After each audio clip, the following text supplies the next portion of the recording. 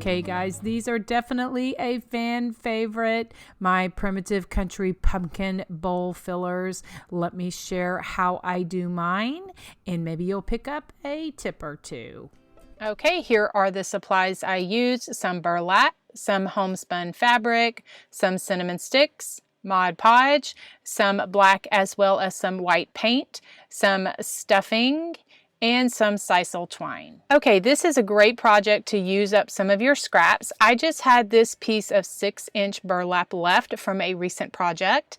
And so what I'm gonna do is I'm gonna put a coat of Mod Podge on the burlap because the burlap is flimsy and I want it to be a little formed and have just a little stability to it. So this Mod Podge gives it some stability. So then once I put this layer of Mod Podge on, I just put it to the side and let it dry.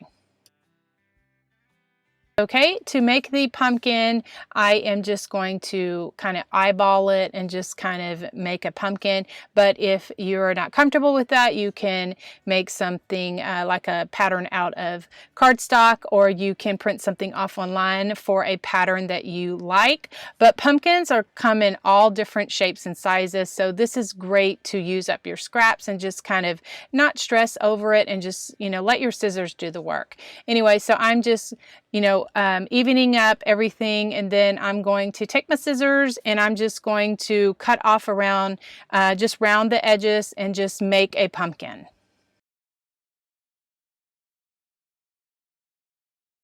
Okay, now to make the pumpkin, I just have my hot glue gun and I just have these little hot glue fingers because when I'm working with burlap like this, it kind of seeps through the fabric. Even though we put some Mod Podge on it, it still kind of seeps through. So I want to protect my fingers and not get burned. So I'm just gluing each side and just closing that up.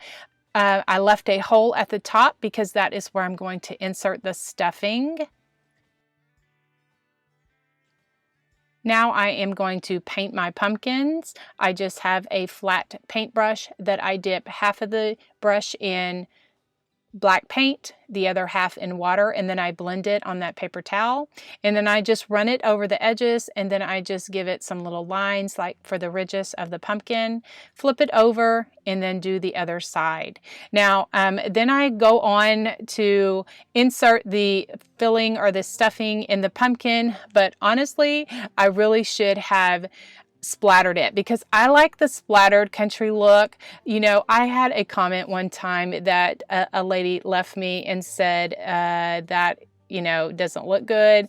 To each its own, but I like that look on my projects, and so I'm going to do them on my projects. So what I'm doing here is I am inserting the cinnamon stick and using my little hot glue fingers so that my fingers don't get burned. I just kind of hold all that together, and then I'm going to put the homespun ribbon on. I just tear this homespun ribbon, fabric rather. Homespun is, you can see it on both sides, and I like that it's really popular in the country decorating country world. And so I'm just inserting, just tying little bows right here, and then I use my pinking shears to cut off like the edges, and then I just have the sisal twine, and then I'm going to make a bow. But once I get to this point, then I'm like, something's missing. They don't look right. And so then I look at one that I've already done and I'm like, I'm missing the splattering. And so I just have an old stencil brush here, and I take a toothpick and I just run it across and make some little splatter.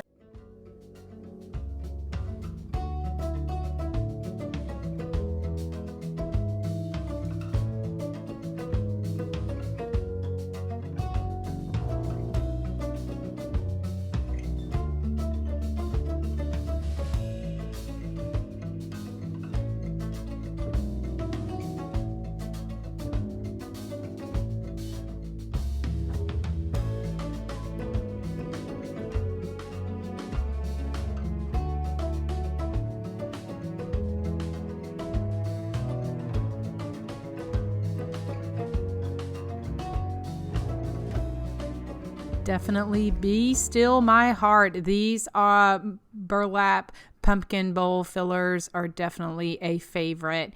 And so I want to share now how I created some buffalo check pumpkins using some white burlap. So that's what I'm going to share here. It looks great in a small bowl like this, or a dough tray, or a bucket, or just a box. Anything that you can find to display your pumpkins are just really cute. So let me share how I created and painted up these buffalo. What I used is this white burlap, and they are cut at 6-inch strips, and those strips itself are about 48 inches long. And then, as well as some Mod Podge. Then for the fabric, for the little bow ties, I'm going to use some homespun fabric, and then that darker muslin fabric. For the stuffing, I'm using this filling stuffing, some cinnamon sticks for the stem, and then some orange burlap 1-inch ribbon that I had in my stash. So for the burlap, I just spread that out and I put a layer of Mod Podge on there and then let that dry, because that gives my pumpkin some stiffness and stability while I'm working and creating the little pumpkin. To make the pumpkin, I just cut out strips like this, and if you fold it over, it gives you a crease at the bottom, which is great for my pumpkin. And then I'm just going to take my scissors, and then I'm just going to fussy cut it around like a pumpkin shape. If it doesn't need to be perfect. Pumpkins come in all shapes and sizes. They're, slanted on one side, smushed in, and so I wouldn't stress about this too much, but if you want a pattern, you can Google it or get free patterns online. Since the bottom has the crease, I just need to glue in the sides, so I'm just using my hot glue gun, and then those pink fingertips are Mod Podge fingertips. I will have a link in the description below. I get a lot of questions about those. You can find them in the craft store. You can also find them on Amazon if you want to check out what they look like. I'll leave a link in the description below. But they have been a lifesaver for this crafty girl, let me tell you. I just glue the sides, leaving an opening at the top so I can put in my stuffing and my stem. So I'm just taking a 1-inch paintbrush, and I'm just going to make vertical stripes down. I decided to do this pattern. I'm using this gray paint, a lighter gray. It's not a light gray and it's not a dark gray. I just like this. It was in my stash. It's by Delta Ceramicoat. And I'm just taking my gray paint and I'm just making vertical stripes, just eyeballing it. I did not tape this off because I think that the hand painting makes it so unique. For the vertical stripes, I'm using this chalk paint by Waverly. I get this at Walmart. It's the color Elephant.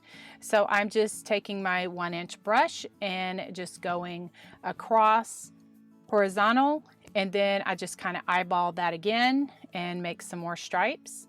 I did let the bottom coat dry pretty good before I did my second layer, which is this elephant paint. And otherwise, if it's wet, it'll smear and then you'll wind up painting over it.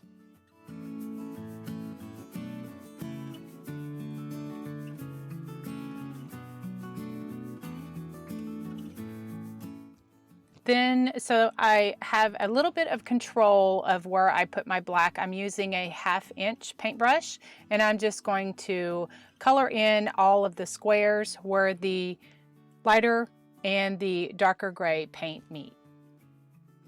Once my pumpkin is completely dry, I am going to add some shading around the pumpkin, outside of the pumpkin.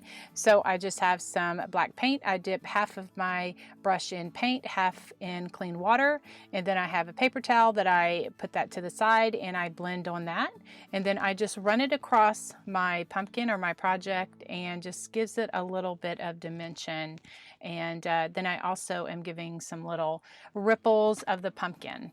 Then the next step, once that's dry, I am taking some white paint, and then I also have some water that I am watering it down, because when I'm working with thin, I want to make some thin little lines, and so then that gives me a very like ink consistency. Of course, you know, I have done it in the past where I've put too much water and had to start over. But, you know, the more you do this, the more you find little tricks and things that work for you. Now I'm just adding some splattering. I've already splattered the black paint. I always do the black and then I do the white paint on top of it. I had done the black and I went, oh my goodness, I forgot to film it. So I'm just showing you here how I splattered the white paint. To stuff the pumpkin, I just have my stuffing and I stuff it through the top of the pumpkin. And I'm going to use a dowel rod, just kind of push that stuffing in there, and I can kind of push it to the side where it may be a little flat. And then using some hot glue, I just glue that opening shut. I stick my cinnamon stick in there for the stem. The muslin fabric and the homespun fabric I cut at 1-inch strips. I love to use my pinking shears for that. The orange burlap I cut at 9 inches. Now these may be a tad long, but it gives me some leverage so that I can tie the bow around that cinnamon stick, and then I will trim off any of the excess with my pinking shears. To make the bow, I have the 2 strips of homespun fabric, and then this burlap, I can't tie it in a bow very well, so what I'm going to do is I'm going to scrunch that in the middle, and I'm going to use my little tiny attacher, little mini stapler. I love this. This is one of my favorite crafting tools, and I'm going to staple that because it's going to hold that in the middle and give me, you know, something to crease to. So the homespun fabric and the muslin fabric, then I will just slip that through. I'm going to show you here how I created a little opening, and when I tied it around that cinnamon stick so that I could get my burlap fabric in there as well. And I just kind of play with it, just kind of twisting that fabric and that ribbon, and then using my pinking shears, I just trim off any of the anything that's too long. Use my hot glue to glue everything together, and my little pumpkins are done.